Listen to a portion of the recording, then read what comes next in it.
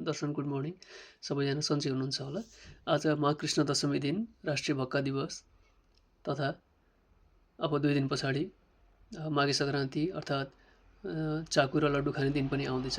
यस अवसरमा विभिन्न ठाउँहरूमा मेला लाग्ने, मठ मन्दिरमा गएर तीर्थालुहरूले, भक्तजनहरूले, हामी हिन्दू धर्मावलम्बीहरू होइन, बौद्ध धर्मावलम्बीहरू सबैले गएर चाहिँ यस अवसरमा विभिन्न जात-जाति समुदायहरूले चाहिँ निकै नै धुमधामका साथ मेलामा जाने, मठ मन्दिर दर्शन गर्ने, नदी तालमा नुहाउने तथा भेटघाट गर्ने, रमाइलो गर्ने गर्दछौँ। त्यसै गरी चाकु जुन चाहिँ निकै नै पोसिलो मानिन्छ, जसमा चाहिँ तिल, नरिवल होइन, घिउहरू हालेर जुन भुटिन्छ चाकु।